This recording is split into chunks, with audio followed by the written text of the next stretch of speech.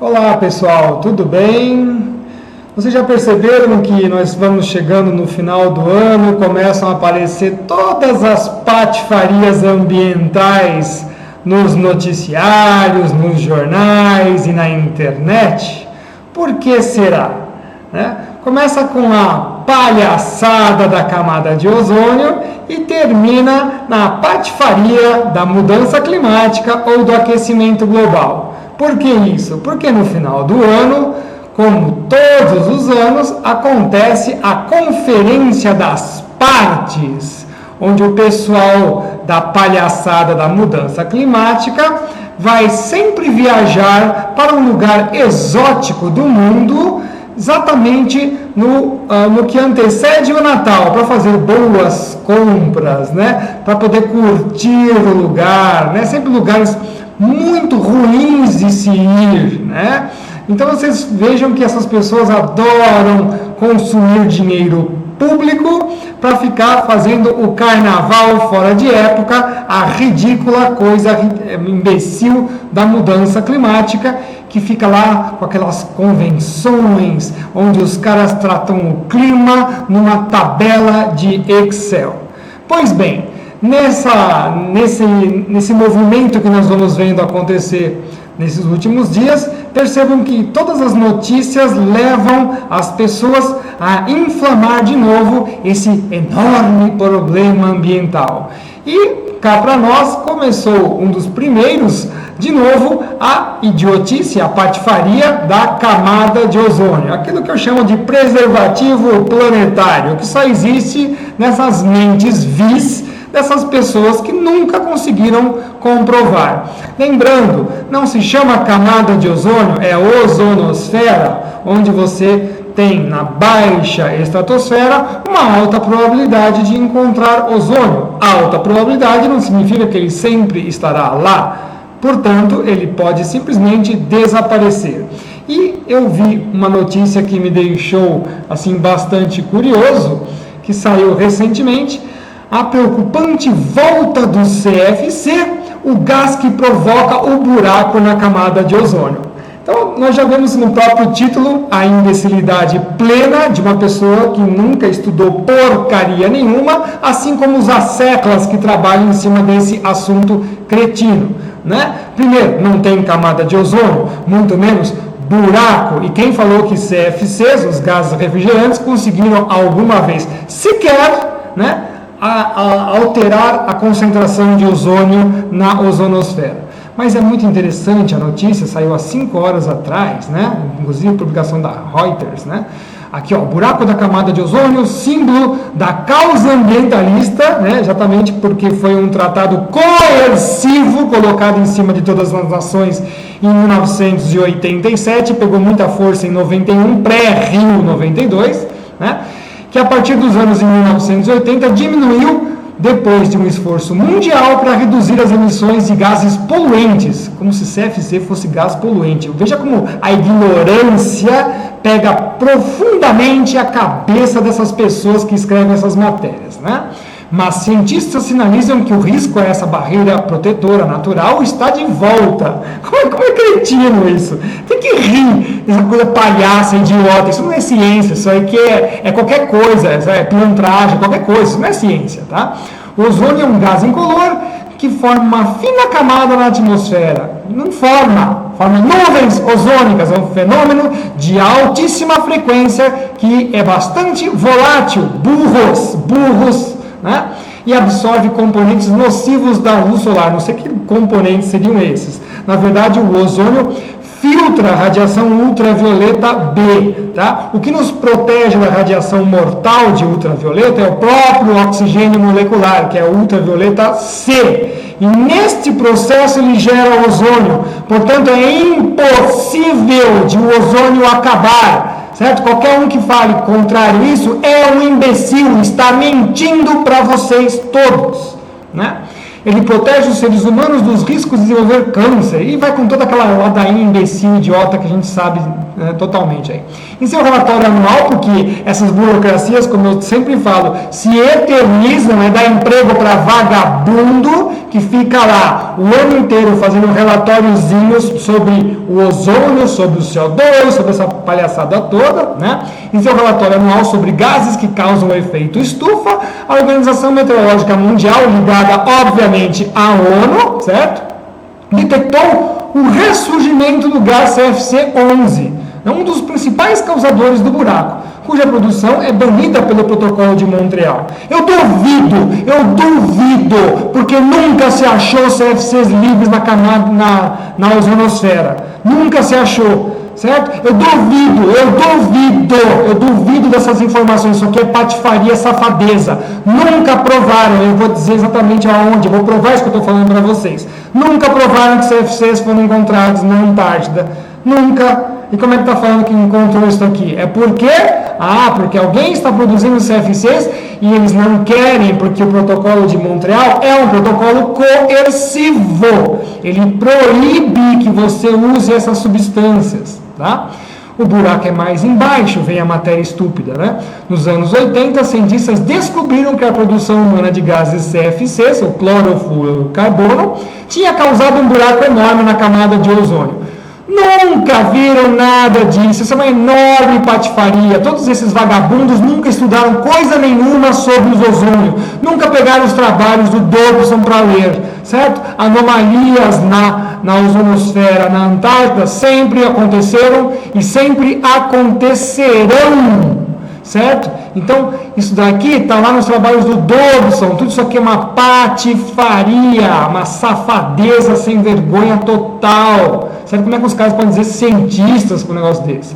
Em 1987, vem lá a matéria, foi assinado o Protocolo de Montreal, um acordo global para proteger a camada de ozônio, no qual os países signatários se comprometeram a reduzir a produção comercial de substâncias consideradas responsáveis por esse dano. Responsáveis por como, né? Nunca provaram isso, né? Então vem lá os CFCs como o CFC-11. Os gases foram substituídos por outros, né? A indústria da patifaria das patentes, né? Que certos idiotas da internet acham que é conspiração. Nunca leram porcaria nenhuma, né? São uns imbecis mesmo, né? Então eles foram substituídos pelos hidroclorofluorocarbonos, né? E depois pelos perfluoroclorocarbonos, e agora vem só os hidrofluorocarbonos, tá? Que, embora não sejam nocivos à camada de ozônio, contribuem para o aquecimento global. Olha como a patifaria estava totalmente armada, né? Inclusive eles colocam índices para essas coisas, índice de depressão de ozônio e índice de aquecimento global. Esses gases só trabalham por compressão, certo? Qualquer engenheiro de refrigeração sabe disso. Então, um imbecil vai falar um negócio desse, que esse gás que está numa pressão atmosférica que varia de 10 a 50 milibares, está conseguindo absorver energia, aquecimento global, aquecendo o planeta na ozonosfera. Isso é uma imbecilidade que não tem tamanho. Não tem tamanho, sabe? Isso aqui é uma completa ignorância de qualquer coisa sobre o assunto. Mas vamos lá, né? Porque os caras querem falar que tem CFCs agora na atmosfera de novo, que alguém está produzindo. E vamos ver quem é que está produzindo isso, né? Os CFCs eram facilmente encontrados em sprays, aerosóis, geladeiras, aparelhos de ar-condicionado, ou seja, acabaram com a refrigeração dos países emergentes, do terceiro mundo, né? Exatamente quando você podia não precisar mais pagar patentes e dar uma benesse para todo mundo, porque a maior parte das pessoas morre por água suja e comida contaminada, porque não tem processo de refrigeração, esses canalhas vagabundos tiraram esse negócio das indústrias para poder, né, lucrar em cima, ok? É só isso que aconteceu, não tem problema nenhum de nada, tá? A produção do CFC-11 é duplamente nociva, além de aumentar o buraco na camada de ozônio, né? Ele também produz aquecimento global. Eu acho sensacional, né? Um gás na proporção de partes por trilhão causa aquecimento global. É muita imbecilidade, é muita imbecilidade. Aí agora eles vão descobrir, né? No início de 2018, a Agência de Pesquisa Ambiental no Reino Unido rastreou a produção de CFCs e chegou a uma série de fábricas na China. Bingo! Os países do terceiro mundo querem produzir CFCs e não podem. Só que agora é a China, né, que tem mísseis nucleares. Como é que eu vou dizer para a China que ela não pode produzir CFCs? Inclusive, todos esses protocolos, né, o de Montreal acontece em 1987 com o IOTP, um painel do ozônio, e logo a seguida, em 1988, o IPCC, o painel do clima. Todos eles têm por trás a Agência Atômica Internacional. Basta você pegar os protocolos e ler. Por que será que isso acontece? Né? Qual será que é o jogo geoestratégico que nós temos por trás? Enfim, cientistas, nossa, que cientistas, né, afirmam que os níveis detectados dessa substância hoje podem indicar uma piora ainda maior no futuro. Abre aspas, é possível que as novas emissões sejam a ponta do iceberg. O repórter não sabe nem escrever, tá? Ele colocou o ponta do iceberg. Diz o químico e meteorologista. O animal é meteorologista. Aprende a escrever. Tá? Matt Higby, da Universidade de Bristol. Puxa vida, eu gostaria que você me provasse, senhor Higby, como que os CFCs chegaram na Antártida e como de fato isso acontece para destruir o ozônio que você tanto fala. Então coloca lá, ameaça constante, né? Precisamos fazer aí, que ele coloca aqui, ó, com a diminuição dos gases que geram o buraco, a tendência é que a camada se recomponha sozinha em 2017. Né? A notícia até é velha, como o cara é burro, né? A NASA informou que o buraco atingiu o menor tamanho registrado desde 1988. Desde 1988. Por que não registrou para trás? Por que não pegou os dados do Dobson? Porque iam provar que isso aqui é uma enorme patifaria. Certo? Uma enorme patifaria. Pega lá os dados do Nimbus 7, pega o Sr. Feynman do BES, né? Usa lá a revista Nature, a revista Veja Científica, né? Inclusive o professor Tiago logo vai comentar sobre um artigo que publicaram completamente equivocado, não é só o primeiro, são muitos outros, né? E vai lá com a palhaçada geral de consequências, né? Porque o buraco só está em cima da Antártida, toda aquela cambada de idiotice, aquela lero idiota, que nunca ninguém leu nada. E o pior de tudo, que ele fala assim, ó, é porque nas altas latitudes do hemisfério sul podem ter uma exposição maior, por causa que nós temos lá as nuvens produzidas que são muito geladas. Olha, isso aí está fazendo uma referência à segunda hipótese de Molina Sherwood, o Sherwood cara de pau, que o inferno o tenha, certo? Que o inferno o tenha. Porque nem a primeira hipótese dele conseguiu emplacar porcaria nenhuma. Eles vieram com uma segunda muito mais difícil, muito pior, na qual ela tinha 6 passos, e numa delas eles colocam lá sobre a presença de nuvens geladas, ou seja, precisava de um núcleo sólido para acontecer. Então, necessidade de uma superfície sólida, no caso gelo, de nuvens estratosféricas, que são quase que impossíveis de acontecer numa atmosfera extremamente seca, que é a da Antártida. Tá? Outra coisa, a segunda hipótese, obrigatoriamente precisava de alta concentração de radiação ultravioleta C, que não existe na noite polar. Aí os vagabundos postergam isso para o nascer do sol, falando, não, mas aquele momento que a depressão está máxima, na verdade é que a reposição do ozônio não está acontecendo, certo? Como se inverte bem o jogo de palavras para esses canalhas aí colocarem, emplacarem a babaquice, a pseudociência deles. Quando esse jogo inverte, a radiação que entra é infravermelho. E infravermelho não faz radiação de fotodissociação. Não faz esse processo. Tá? Então, tem N furos na porcaria da hipótese fraudulenta do Molina Sherwood, a hipótese número 2. E ainda por cima precisa da necessidade de um elemento acompanhante. Então, precisava ter ainda alguma coisa junto para que conseguisse fazer a reação. E eles ainda falam que o elemento acompanhante podia ser os principais gases atmosféricos, com nitrogênio e oxigênio. Ah, vai se catar. vai se cadar, isso é uma sem vergonha, esse canalha tão grande que não dá nem para acreditar. Agora, não é o professor Ricardo Augusto Feliz que está falando isso para vocês, são vários cientistas que falaram, e eu vou colocar para vocês aqui, o Lawrence, o Shamchal e o Aptekarin em 1990, veja como essa história é velha e já tinham desmascarado esses canalhas. No Journal Geophysical Research, do dia 20 de outubro de 1990, eles publicam no intervalo espectral que foi recentemente relatado para aqueles canalhas naquela época, onde o cloro, oxigênio atravessaria por uma dissociação monomolecular para produzir cloro livre, que é o reativo que eles falam que ia atacar o ozônio, mais o oxigênio molecular, o O2. Temos realizados estudos para estabelecer que, grifando agora, se realmente existe tal canal de fotodissociação, então o seu rendimento quântico é menor que 5 vezes 10 a menos 4.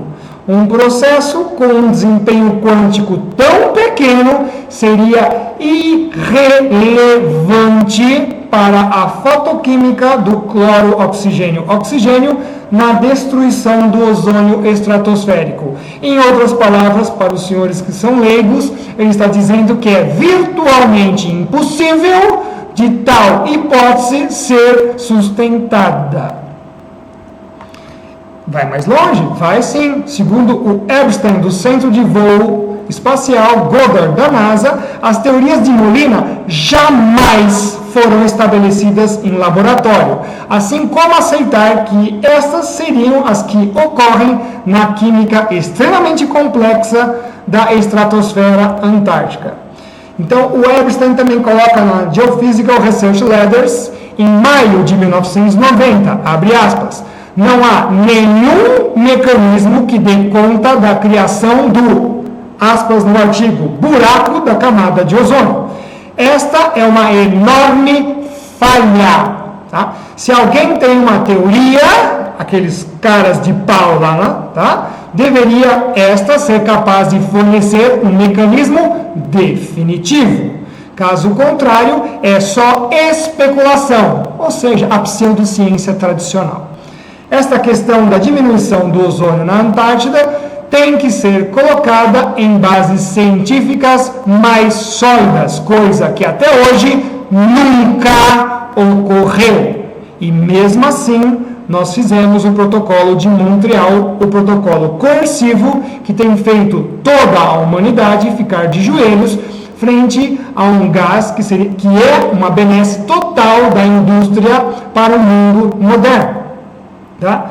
O problema da hipótese número 2 ainda do Molina mostra que essa energia das reações precisaria ser fornecida exatamente na primeira semana, e como eu citei para vocês aqui, ela não ocorre porque as radiações, pela própria geometria espacial Sol e Terra, só fornecem radiação infravermelho, e infravermelho não faz a fotodissociação que eles querem.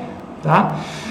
Será que era conspiração? Não, não é conspiração. Está tudo preto no branco para os idiotas e plantão da internet que gostam de falar todas essas abobrinhas sem nunca ter estudado porcaria nenhuma. Está aqui o diplomata Richard Bennett, que era pró-Montreal, relata, aspas, na época das negociações e da assinatura, grifo nosso, não existia nenhuma evidência de problemas mensuráveis. Assim, ao contrário de acordos ambientais do passado, o tratado não foi uma resposta a acontecimentos ou eventos prejudiciais, mas uma ação de precaução em escala global. Fecha aspas.